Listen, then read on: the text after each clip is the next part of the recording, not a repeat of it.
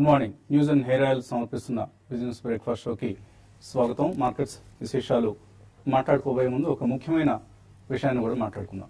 Polavaram project ఇది తెలుగు రాష్ట్రాలకు సంబంధించిన ఒక భారీ చరిత్రలోనే అత్యంత ప్రతిష్టాత్మకమైన భారీ irrigation project. So Chandrababu Naidu గారి, ఆంధ్రప్రదేశ్ ముఖ్యమంత్రి చంద్రబాబు నాయుడు గారి డ్రీమ్ ప్రాజెక్ట్. సో ఆయన ఎన్నో ఆశలు, తెలుగుదేశం ప్రభుత్వం, చంద్రబాబు నాయుడు గారు పోలవరం ప్రాజెక్ట్ అమలుపై పెట్టుకున్నారు, ఎన్నో ఆశలు పెట్టుకున్నారు.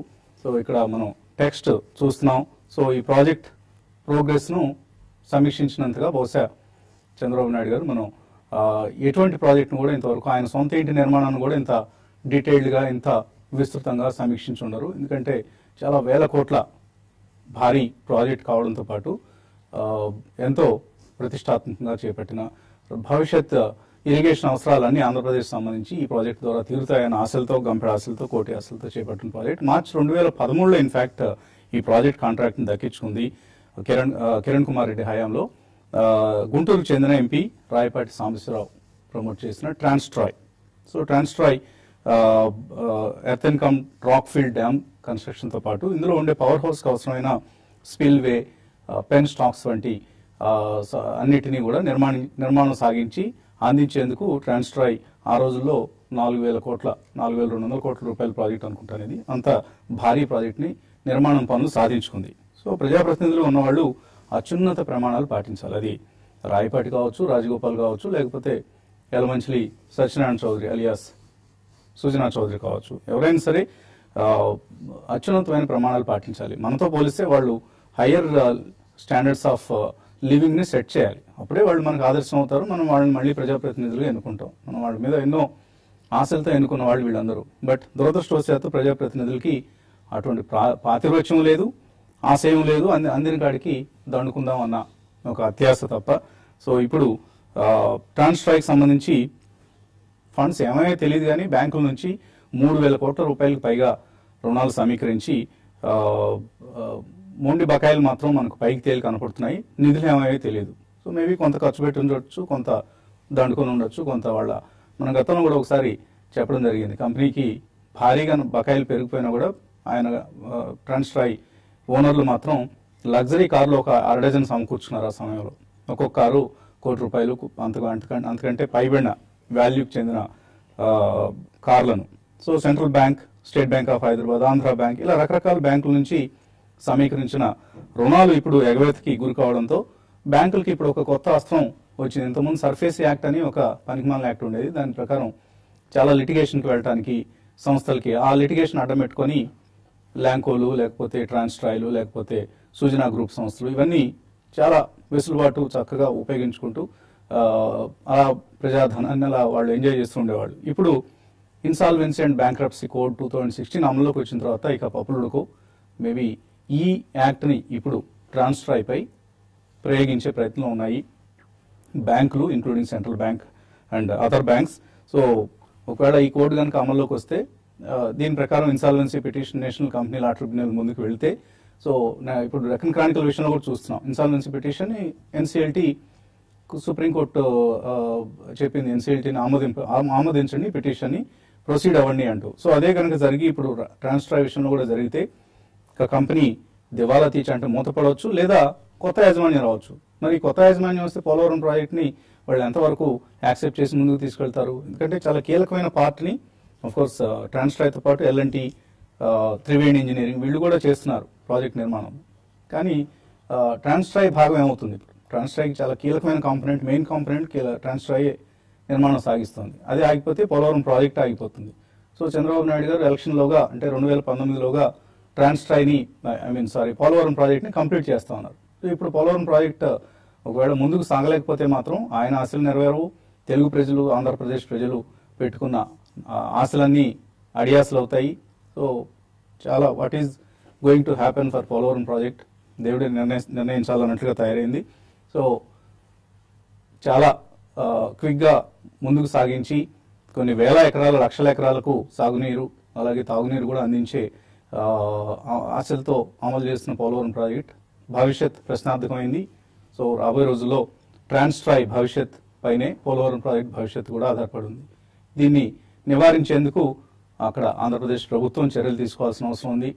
ఎంపీగా ఉన్నారు ఆయన ముందుగా ఎంపీ పదవికి రాజీనామా చేస్తే బెటర్. ఎందుకంటే ఇంతటి తెలుగు వాళ్ళ ఆశల మీద నీళ్లు చల్లే మనిషి ప్రజాప్రతినిధిగా కొనసాగడం అర్థం ఏమైనా ఉందా? No, it doesn't seem to be right, it doesn't seem to be justified for him to continue in that position. So Andhra Pradesh ప్రభుత్వం చర్యలు తీసుకుంటుందని ఆశిద్దాం, ఆ ఆశలు ఫలించాలని కోరుకుందాం. దాంతోనే పోలవరం ప్రాజెక్ట్ భవిష్యత్ ఆధారపడి ఉంది కాబట్టి ఇక మన రెగ్యులర్ సబ్జెక్ట్లోకి వెళ్ళిపోదాం. ఎక్కువ సమయాన్ని ఇటువంటి మనుషులను తిట్టేందుకు మనం ఎందుకు వాడుకోవాలి. సో స్టాక్ మార్కెట్స్ విషయానికి వస్తే యుఎస్ మార్కెట్స్ లాస్ట్ నైట్ నష్టాలతో ముగిశాయి. ఆల్మోస్ట్ డౌ జోన్స్ 150 పాయింట్స్ నష్టపోయింది. ఇదే పరిస్థితి ఇప్పుడు ఏషియన్ మార్కెట్స్లో కూడా ఆ వీక్నెస్ మనకు కనిపిస్తోంది. సో మనకు నిఫ్టీకి సంబంధించి నేను కూడా 9700 దాకా వెళ్ళింది. ఇక 9700 అధిగమిస్తుంది అని అనుకునే తరుణంలో మళ్ళీ వెనక్కి వచ్చింది. సో 9644 లాంటి లెవెల్స్ దగ్గర ఎక్కడ క్లోజ్ అయింది. సో ఒక నియర్ టర్మ్ డబుల్ టాప్ మనకు కనిపిస్తుంది టెక్నికల్ భాషలో మాట్లాడుకోవాలంటే. ఎందుకంటే జూన్ 6న 9709ని మనం టచ్ చేయడం చూసాం నిఫ్టీ. అలాగే జూలై 6th అంటే నిన్న ఆల్మోస్ట్ 9700 టచ్ చేసింది. సో డబుల్ టాప్ అంటే టెక్నికల్ భాషలో చెప్పాలంటే డబుల్ టాప్ టచ్ చేసినప్పుడు వెనక్కి రావటం మార్కెట్స్, డబుల్ బాటమ్ టచ్ చేసినప్పుడు మళ్ళీ పైకి వెళ్ళటం అనేవి మనం నార్మల్గా చూస్తూ ఉంటాం. సో ఈసారి ఇంపార్టెంట్ సపోర్ట్ లెవెల్స్ 9600, 9650 లెవెల్స్ కనుక మళ్ళీ టెస్ట్ చేసి కిందకి వస్తే మాత్రం, ఎందుకంటే ఇవాళ ఎకనామిక్ టైమ్స్లో కూడా ఒక వార్త వచ్చింది, chances of short term market dip rise as Nifty options PCR ratio అంటే put call ratio hits 1.2. So Rajendra garu చెప్తారు దీనికి సంబంధించిన మరిన్ని డీటెయిల్స్. ఈలోగా మార్కెట్స్ మాత్రం ఫ్రైడే లో ఏదైతే ఉందో 9449 లాస్ట్ ఫ్రైడే మనం చూసిన లో ఏదైతే ఉందో అలాగే 9709 నేను చూసిన పీక్, ఈ రెండు లెవెల్స్ ని మధ్యనే కన్సాలిడేట్ అవుతూ వస్తుంది. వీటిని ఏదైనా బ్రీచ్ చేసే అవకాశం ఉందా రాజేంద్ర గారు చెప్తారు. అలాగే పిఎస్ఐ బ్యాంక్స్, ఎన్బిఎఫ్సి స్టాక్స్ లో మనం ర్యాలీకి ఒక ఫాలో త్రూ ఇవాళ వస్తుందా లేదా అన్నది కూడా చూడాలి. ఎందుకంటే గ్లోబల్ క్యూస్ వీక్ గా ఉన్నాయి and G20 ECB meeting minutes రాబోతున్నాయి. G20 మీటింగ్ జరగబోతుంది. ఈ నేపథ్యంలో గ్లోబల్ గా కొంత కన్సర్న్స్ నెలకొన్నాయి, రకరకాల పరిణామాలు G20 మీటింగ్ లో చోటు చేసుకునే అవకాశం. ఫర్ ఇన్స్టెన్స్ మనకి చైనాకి మధ్యలో ఎటువంటి మాటలు లేవు అన్న ఒక స్టేట్మెంట్ కూడా రావడం చూసాం ఈ మార్నింగ్. సో ఇవన్నీ కూడా మార్కెట్స్ మీద, ఈక్విటీ మార్కెట్స్ మీద ప్రభావం చూపించే అంశాలు.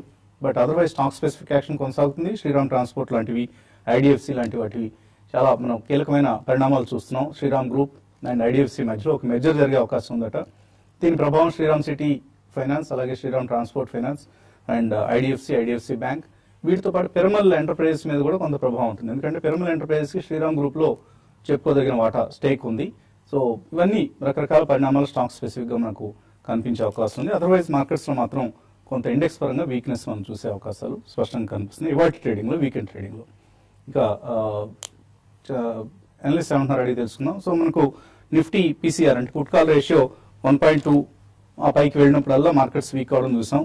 లాస్ట్ ఆల్మోస్ట్ 1.5 year లో మనం ఈ పరిణామాలు దాదాపుగా 1, 2, 3, 4, 6 times లో 2 times మార్కెట్స్ పెరిగాయి, 4 times మాత్రం మార్కెట్స్ వీక్ అయ్యాయి. ఈసారి పరిస్థితి ఎలా కనిపిస్తుంది? ఐ థింక్ ప్రాబ్లమ్ నిన్నటి ట్రేడింగ్ ప్యాటర్న్ మనం చూస్తే కనుక 9700 ఐ థింక్ చాలా టఫ్ గా రావటం చూసాం. ఇట్స్ ఓన్లీ దట్ 97 మళ్ళీ హిట్ అవుతుందని జస్ట్ అట్లా టచ్ అయ్యి కిందకి రావటం చూసాం. సో దీని సారాంశం ఏంటంటే ప్రాబ్లీ మనకి 9800 కాల్ ఏదైతే ఉందో కాల్ రైటింగ్ అక్కడ ఎక్కువ జరిగి ఉండే అవకాశాలు ఎక్కువ ఉన్నాయి. బికాస్ ఎందుకంటే మనకి రేంజ్ అనేది డెఫినెట్లీ 94 నుంచి 97 మధ్యలోనే ఉంది కాబట్టి సో ఆ రేంజ్ కొద్దిగా అప్పర్ సైడ్ పెంచడానికి బుల్స్ ట్రై చేస్తున్నట్టు మనకు అనిపిస్తుంది. బట్ అగైన్ ప్రాబ్లీ నిన్నటి ర్యాలీ ఏదైతే ఉందో ఇట్స్ ఓన్లీ షార్ట్ స్క్వీజ్ ర్యాలీగా మనం పరిగణిస్తాం. ఎందుకంటే ఫాలో ఆన్ బయింగ్ అనేది మనకు కనపడలేదు. సో షార్ట్ కవరింగ్ అని కూడా అనలేదు దాన్ని. బేసికలీ ఏంటంటే బుల్స్ బేర్స్ ని కొద్దిగా స్క్వీజ్ చేసే టైప్స్ ఆఫ్ ర్యాలీ నిన్న మనం చూసాం. సో అదేవిధంగా ప్రాబ్లీ ఇప్పుడు ఇన్ కేస్ మార్కెట్ కనుక ఒక రేంజ్ ఎస్టాబ్లిష్ అవ్వాలి అంటే ప్రాబ్లీ అగైన్ 9589 ఏదైతే 20-day మూవింగ్ యావరేజ్ ఉందో అక్కడ ఒక మైనర్ సపోర్ట్ తీసుకునే అవకాశం ఉంది. లేదు అంటే కనుక 5-day లో ఏదైతే ఉందో 9543. సో ప్రాబ్లీ అక్కడ ఒక major support in the short term తీసుకునే అవకాశం ఉన్నాయి. సో నా ఉద్దేశంలో 9540 అండ్ ప్రాబ్లీ 9727 దగ్గర ఒక రేంజ్ లో ట్రేడ్ అయ్యే అవకాశాలు ఉన్నాయి. అన్లెస్ 9727 బ్రీచ్ అవుతే తప్ప మేబీ మార్కెట్ లో ఫ్రెష్ ర్యాలీ అనేది మనం చూడలేము అనిపిస్తుంది ఈ స్టేజ్ లో. బట్ అగైన్ మనకి 10,000 కాల్స్ కూడా చాలా యాక్టివ్ గా ట్రేడ్ అవుతుంది చూస్తున్నాం. 3 రూపీస్, 5 రూపీస్, 7 రూపీస్ లో కూడా.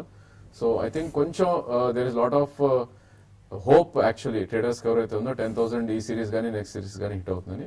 బట్ అగైన్ 9727 క్రాస్ అవుతూనే ఫ్రెష్ లాంగ్స్ అనేది మనం అటెంప్ట్ చేయొచ్చు with stop loss below 9589. Bank Nifty విషయానికి వస్తే కనుక ప్రాబ్లీ కొంచెం అండర్ పర్ఫార్మ్ చేస్తుంది for the last couple of days. Nifty almost previous swing high దగ్గరికి రావడం చేసాం, but bank Nifty is way behind previous swing high. So 23,897 previous top, and నిన్నటి high చూస్తే కనుక 23,540. So almost 300-350 points away from the previous top ఉన్నాం కాబట్టి ఇంకొంచెం under perform చేసే ఛాన్స్ ఎక్కువ ఉంది. బట్ అగైన్ 23,357 ఒకవేళ కట్ అయింది అంటే కనుక 150-200 పాయింట్స్ కిందకి బ్యాంక్ నిఫ్టీ వచ్చే ఛాన్స్ ఉంది. But I think short term medium term లో కూడా ప్రాబ్లీ బై ఆన్ డిప్స్ గానే మనం మార్కెట్ పరిగణించవచ్చు. ఓన్లీ థింగ్ కొద్దిగా స్టీప్ కరెక్షన్స్ వస్తే కనుక one should start buying in the markets. So ఎటువంటి ట్రేడింగ్ ఐడియాస్ ఇస్తున్నారు వాళ్ళు ట్రేడర్స్ కి? ట్రేడింగ్ పరంగా మార్కెట్స్ మనకి చూసాము నిన్నటి రోజు కొంత హై నుంచి లాస్ట్ ఒక ఇదే విధమైన ట్రెండ్ అనేది 2 సార్లు జరిగింది. 97 దగ్గరికి వచ్చి అక్కడ నుంచి రివర్స్ కావడం, అయితే మళ్ళీ మార్కెట్ మళ్ళీ కన్సాలేషన్ లోకి వచ్చిందని చెప్పొచ్చు. దీనితో గ్లోబల్ మార్కెట్స్ కూడా లాస్ట్ కొన్ని రోజుల్లో కొంత వీక్నెస్ అనేది మనం చూస్తున్నాము. అయితే next leg of up trend రావాలి అంటే మాత్రం 9680 పైన నిఫ్టీ కంటిన్యూగా ఉంటే మాత్రం next leg of up trend ఉంటుంది. ఈ రోజు విషయానికి వస్తే కొంచెం ఫార్మా స్టాక్స్ లో కొంత బయింగ్ రావడానికి అవకాశం ఉంటుంది. కాబట్టి ఈ రోజు గ్యాప్ డౌన్ ఓపెన్ అయినప్పుడు ఫార్మా కౌంటర్స్ లో లాంగ్ పొజిషన్స్ తీసుకోమని చెప్తాను. అయితే కొన్ని హై బీటా స్టాక్స్ లో రీసెంట్ గా బాగా పెరిగిన హై బీటా స్టాక్స్ లో కొంత సెల్లింగ్ రావచ్చు. అందులో జేపీ అసోసియేట్స్ లాంటి దాన్ని మనం చూసిన జేపీ 12 రూపీస్ నుంచి 20 రూపీస్ దాకా వచ్చింది. దాన్ని హయ్యర్ లెవెల్స్ లో సెల్ చేయమంటాను. అదేవిధంగా టాటా కెమికల్స్ ఒకటి రీసెంట్ గా కూడా చూసుకుంటే బాగా ఓవర్ బాట్ లో ఉంది, దాన్ని కూడా హయ్యర్ లెవెల్స్ లో సెల్ చేయమంటాను. సిప్లాని 540 దగ్గర సస్టైన్ కాగలిగితే బై చేసుకోవచ్చు. 548, 552 దాకా ఇంటర్డేలో పెరిగే అవకాశాలు ఉన్నాయి. అదేవిధంగా క్యాడిలాని కూడా ఐవరీ డిపోలో కూడా బై చేయమంటాను. దీనికి తోడు పెయింట్ చెందిన స్టాక్స్ నేను కొంచెం హై నుంచి కరెక్ట్ అయినా కూడా పొజిషనల్ ట్రేడర్స్ ఎవరీ డిపోలో కూడా పెయింట్ స్టాక్స్ ని షార్ట్ టర్మ్ కి లాంగ్ టర్మ్ కి బై చేయమంటాను. అయితే నేను ఇంట్రెస్టింగ్ ఏంటంటే మార్కెట్స్ కొంత వీక్ ఉన్నా కూడా బ్యాంక్ పిఎస్యు బ్యాంక్స్ లో చాలా షార్ట్ కవరింగ్ ర్యాలీ, కొంత బయింగ్ కూడా కనపడింది. ఇండియన్ బ్యాంకు, తర్వాత బ్యాంక్ ఆఫ్ బరోడా ఇవన్నీ కూడా ఈ మధ్య కాలపు మరీ ముఖ్యంగా చూస్తే ఇండియన్ బ్యాంకు ఒక 280 నుంచి ఆల్ ది వే 8% పెరిగి 300 దాకా వచ్చింది. రానున్న రోజుల్లో పిఎస్యు బ్యాంక్స్ ఇప్పుడున్న లెవెల్స్ ని హోల్డ్ చేయగలిగితే మరింత పెరిగే అవకాశం కనపడుతుంది. ఈవెన్ బ్యాంక్ నిఫ్టీ కూడా ఒక టైంలో వీక్ ఉన్న బ్యాంక్ నిఫ్టీ కూడా స్ట్రెంత్ వచ్చింది. కాబట్టి ఈ రోజు బ్యాంక్ నిఫ్టీ ఒక 100 పాయింట్స్ అట్లా కానీ పడకుండా ఉంటే మళ్ళీ బ్యాంక్ నిఫ్టీ కూడా ఎవరీ డిపోలో బై అని చెప్పొచ్చు. బట్ ఈ రోజు మాత్రం మార్కెట్స్ కొంత వీక్ గానే ఉండొచ్చు. క్లోజింగ్ కూడా వీక్నెస్ అనేది కొనసాగడానికి అవకాశం ఉంటుంది. కాబట్టి ర్యాలీస్ లో బ్యాంక్ నిఫ్టీని కూడా సెల్ చేయమంటారు. ఓకే అండి, ఇప్పుడు బ్రేక్ తీసుకోవాల్సిన సమయం. బ్రేక్ తర్వాత ఇవాల్టి వెల్త్ క్రియేషన్ ఐడియా ఏంటి, ఎటువంటి వాల్యూ బైని ప్రజెంట్ చేయబోతున్నాం, బ్రేక్ తర్వాత చూద్దాం.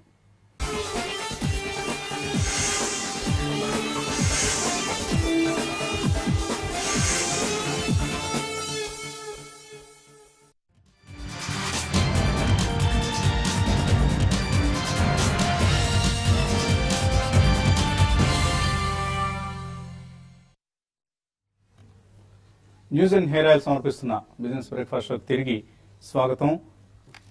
ఇవాల్టి వాల్యూ బై. సో ఇండియా మనందరికీ ఐడియా ఉంది. సో ప్రైవేట్ సెక్టర్ కి సంబంధించిన capital expenditure cycle, capex cycle పునః ప్రారంభానికి అగ్రెసివ్ గా ప్రారంభమయ్యేందుకు మనందరం ఎదురు చూస్తున్నాం. సో అటువంటి క్యాపెక్స్ సైకిల్ రివైవల్ లో ఒక ఇంపార్టెంట్ రోల్ ప్లే చేయబోతున్నాం. ఒక ఎంఎన్సీ గురించి వాటి వాల్యూ బైగా మనం మాట్లాడుకోబోతున్నాం. సో అమెరికాకు చెందిన ఇంగర్సాల్ ర్యాండ్ 74% స్టేక్ ఉన్న ఇంగర్సాల్ ర్యాండ్ ఇన్కకి 74% సబ్సిడీ అయిన ఇంగర్సాల్ ర్యాండ్ గురించి వాళ్ళు మాట్లాడుకోబోతున్నాం వాల్యూ బైగా. సో ఇండస్ట్రియల్ సొల్యూషన్స్ విభాగంలో దేశీయ ఎగుమతులు మార్కెట్స్ కోసం ఎయిర్ కంప్రెసర్స్ తయారు చేసే కంపెనీ ఇది. సో చాలా స్ట్రాంగ్ ఫండమెంటల్స్ ఉన్న కంపెనీ ఇది. రెసిప్రొకేటింగ్, సెంట్రిఫ్యూగల్, అలాగే కంప్రెసర్స్ వీటి తయారీలో మార్కెట్ లీడర్గా చెప్పుకోవచ్చు.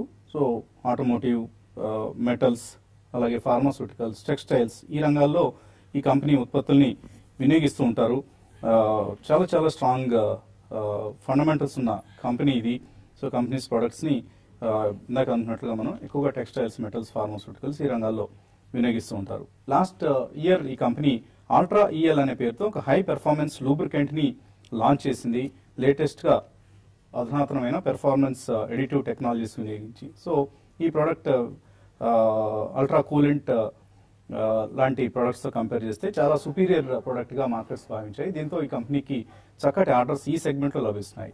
అలాగే contact cooled rotary screw air compressors కూడా లాంచ్ చేసింది. దీనివల్ల రిలయబిలిటీ, ఎఫిషియన్సీ, ప్రొడక్టివిటీ, సర్వీసబిలిటీ ఇవన్నీ బాగా పెరిగే ప్రొడక్ట్స్ అనమాట. సో చాలా టెక్నాలజికలీ వెరీ ఇన్నోవేటివ్ సొల్యూషన్స్ అందిస్తున్న company. And Ingersoll Rand Inc Indian market మీద చాలా ఆశలు పెట్టుకుంది. సో రాబోయే రోజుల్లో నరోదా దగ్గర ఉన్న ప్లాంట్ కావచ్చు, అలాగే సాహిబాబాద్ దగ్గర ఉన్న ప్లాంట్ వీటన్నిటిని ఎక్స్పాండ్ చేసే ఉద్దేశంతో కూడా ఉంది. ఇక వాల్యుయేషన్స్ వైజ్ చూస్తే చాలా అట్రాక్టివ్ వాల్యుయేషన్స్ అని చెప్పుకోవచ్చు. ఎందుకంటే కంపెనీ దగ్గర 622 కోట్ల రూపాయల లిక్విడ్ క్యాష్ ఉంది. సో మార్కెట్ క్యాప్ కంపెనీది ఆల్మోస్ట్ 2800 crores అయితే ఇందులో 622 crores అంటే 1/4 క్యాష్ వచ్చేస్తుంది అనమాట. అంటే సపోజ్ ఎవరైనా ఈ కంపెనీని షేర్ కొంటే ప్రస్తుతం ఉన్న 885 రూపాయల దగ్గర 200 రూపాయలు క్యాష్ మనకు వచ్చినట్లే. సో కంపెనీ అంటే నార్మల్ ఎజంప్షన్ ఇది, మనకేం రాదు. బట్ ఒకవేళ కంపెనీని మూసేస్తే ఈక్విటీ షేర్ హోల్డర్స్ డబ్బులు ఇచ్చేస్తే 200 రూపాయలు మళ్ళీ వెనక్కి వస్తుంది అనమాట కన్ఫర్మ్డ్గా. సో మనం షేర్కి చెల్లిస్తున్న వాల్యూ ఓన్లీ 688 రూపీస్ మాత్రమే యాజ్ ఆఫ్ నౌ. సో ఈ సంవత్సరంలో సుమారుగా 30 రూపాయలు ఈపీఎస్ వస్తుందని అంచనా ఉంది. Next year around 35 rupees EPS అంటే 18-19లో అనుకుంటున్న ఈపీఎస్ ఇది. సో ప్రస్తుతం ఆల్మోస్ట్ ఒక లెస్ దాన్ 30 PE దగ్గర దొరుకుతుంది ఈ share. Industry PE almost 36. So ఇదే PE కనుక కొనసాగితే రాబోయే రోజుల్లో మనం షార్ట్ టర్మ్ టార్గెట్ గా 1230 రూపీస్ మనం ఎక్స్పెక్ట్ చేయొచ్చు. సో నిన్న మనం అనుకున్న పానాసోనిక్ కార్బన్ లాంటి స్టోరీనే ఇది కూడా. అది కూడా ఒక MNC కంపెనీ, పానాసోనిక్ సబ్సిడరీ. ఇవాళ కంపెనీ కూడా అమెరికన్ కంపెనీకి చెందిన సబ్సిడీ సంస్థ. సో MNC షేర్లను ఎందుకు మనం రికమెండ్ చేస్తున్నాం అంటే parents have got very strong background. రెండోది వాళ్ళు కనీసం ఒక 65 to 75% స్టేక్ ఈ కంపెనీలో హోల్డ్ చేస్తూ ఉంటారు. ఈ కంపెనీని జాగ్రత్తగా ముందుకు తీసుకెళ్తూ ఉంటారు. అండ్ కంపెనీస్ దగ్గర డెట్ ఫ్రీ కంపెనీస్ ఇవి. వీళ్ళ దగ్గర చక్కటి క్యాష్ ఉంటుంది. ఎక్స్పాన్షన్ ప్లాన్స్ ఏమైనా టేకప్ చేయాలంటే ఇమీడియట్ గా వాళ్ళు ఎవరి మీద ఆధారపడాల్సిన అవసరం ఉండదు. డెట్ కోసం అటు ఇటు పరిగెత్తాల్సిన అవసరం ఉండదు. అండ్ తమ దగ్గర ఉన్న క్యాష్తోనే ఎక్స్పాన్షన్ లాంటి ప్రాజెక్ట్స్ చేపట్టవచ్చు. అండ్ ఎటువంటి డెట్ బర్డెన్ లేదు కాబట్టి ఫైనాన్షియల్ పెర్ఫార్మెన్స్ ఎప్పటికప్పుడు ఇంప్రూవ్ అవుతూ ఉంటుంది, అన్లెస్ ఎకానమీ ఏదైనా డోల్డ్రమ్స్ లో వెళ్తే తప్ప. సో ఇప్పుడు మనం ఒక వైబ్రాంట్ ఎకనామిక్ కండిషన్స్ ఉన్నాం కాబట్టి ఇంగర్సాల్ ర్యాండ్ లాంటివి, పానాసోనిక్ కార్బన్ లాంటివి చాలా చక్కటి పెర్ఫార్మెన్స్ మన స్టాక్ మార్కెట్స్ పరంగా ఇస్తాయన్న నమ్మకాన్ని, భరోసాని డెఫినెట్ గా పెట్టుకుని ఈ స్టాక్స్ లో ఇన్వెస్ట్ చేయొచ్చు. సో ఇవాళ value buy Ingersoll Rand. So maybe you can also include Ingersoll Rand in your portfolios. But నిన్నటి company it's a multi bagger stock Panasonic Carbon అనేది. This will give steady returns Ingersoll Rand అనేది. So అలా each కంపెనీని మనం విడివిడిగా చూడాలి. కొన్ని multi baggers ఉండాలి పోర్ట్ఫోలియోలో, కొన్ని చక్కటి వాల్యూ బైస్ అంటే సంవత్సరానికి ఒక 20% రిటర్న్ ఇచ్చే స్టాక్స్ ని మన పోర్ట్ఫోలియోలో పెట్టుకోవాలి. ఇటువంటి ఒక కాంబినేషన్ తో పోర్ట్ఫోలియోస్ ని రూపొందించుకోవడం అవసరం. ఇంకా ఈమెయిల్ సందేహాల్లోకి వెళ్ళిపోదాం. ఈమెయిల్ సందేహాల్లో CDSL అండ్ వెంకీస్ ఈ రేట్లో కొనుక్కోవచ్చు అని అడుగుతున్నారు. దుర్గా DME82 అనే పేరుతో వచ్చింది ఇది. I think CDSL probably you can wait for some time అండి. I think ఇప్పుడే లిస్టింగ్ అయింది. సో దాని ప్రైస్ డిస్కవరీ అనేది వచ్చినాక probably I think you can buy. Again Venky's చూస్తే కనుక లాస్ట్ కపుల్ ఆఫ్ డేస్ లోనే చాలా బాగా పెరిగిన స్టాక్ ఇది. So I think last 1 month లోనే స్టాక్ అరౌండ్ 1600 నుంచి 2480 దాకా పెరగటం చేసాం. So not to miss out maybe 10% మీరు ఇక్కడ తీసుకోవచ్చండి. నిన్న డే హై నుంచి ఆల్మోస్ట్ 200 పాయింట్స్ రియాక్ట్ అవటం చేసాం. But again 20-day moving average దగ్గరే మన కీ సపోర్ట్ గా పరిగణిస్తాం. సో కరెంట్ మార్కెట్ వైస్ 2200 ఉంది, మేబీ 1700 దగ్గర కీ సపోర్ట్ ఉంది. అంటే 500 రూపీస్ డిప్ లో 2-3 ప్రైస్ పాయింట్స్ లో డెఫినెట్లీ మీరు యాడ్ చేయొచ్చు స్టాక్ ని. వెంకీస్ ఎలా ఉంది? వెంకీస్ అంటే బాగా పెరిగిన స్టాక్ ఇది. నిన్న కొంత కరెక్షన్ చూసాం మనం. కరెక్ట్.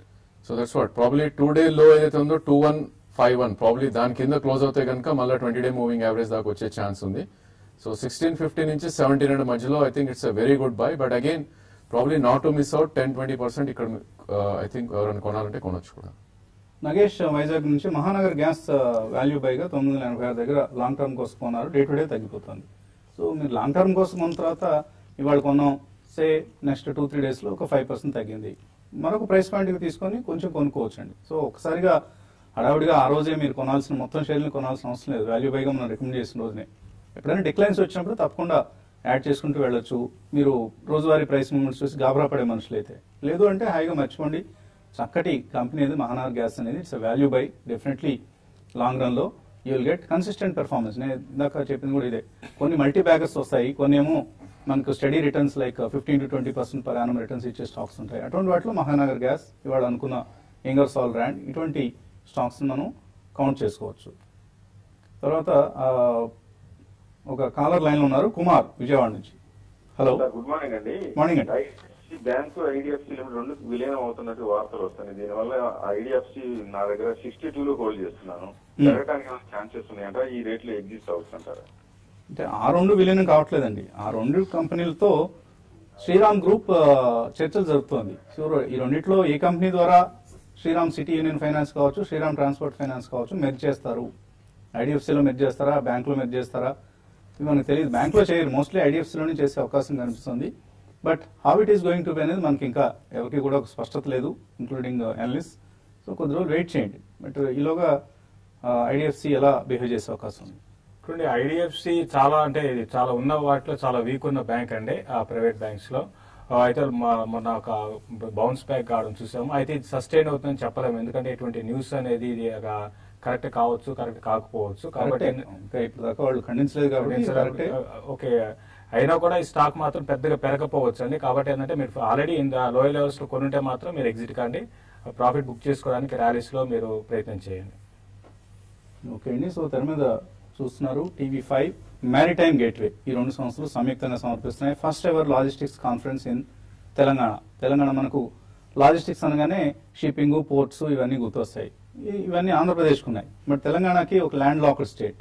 సో ఇక్కడ ఈ స్టేట్ లో లాజిస్టిక్స్, దీనికి హైదరాబాద్ ని తెలంగాణని ఒక లాజిస్టిక్స్ హబ్ గా మార్చాలంటే ఎటువంటి ప్రయత్నాలు అవసరం, ఎటువంటి ఛాలెంజెస్ ఉన్నాయి, ఎటువంటి ఆపర్చునిటీస్ ఉన్నాయి, వీటి మీద TV5 మ్యారిటైమ్ గేట్వే ఈ రెండు సంస్థలు పార్క్ హయత్ హోటల్లో 14th మే రోజు ఒక విస్తృతమైన సదస్సు సమిట్ నిర్వహిస్తున్నాయి.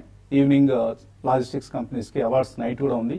సో ఆఫ్ కోర్స్ ఈ రంగంలో పనిచేస్తున్న కంపెనీలకి, సంస్థలకు మాత్రమే ప్రవేశం ఉంటుంది, not for the general public. So logistics companies, exporters కావచ్చు, ఇంపోర్టర్స్ కావచ్చు, ఆర్ ట్రాన్స్పోర్టర్స్ కావచ్చు, వీళ్ళందరూ ఈ అవకాశాన్ని సద్వినియోగం చేసుకోండి. ఇక్కడ డిస్ప్లే చేస్తున్న నెంబర్ కాల్ చేసి మీ పేర్లు రిజిస్టర్ చేసుకుంటే you can attend this summit maritime gateway TV5 నిర్వహిస్తున్న లాజిస్టిక్స్ సమిట్ లో. ఇక సమయం మించిపోయింది. మన ప్రసారాల్ని యూట్యూబ్ లో కొనసాగించుకుందాం. Keep watching TV5.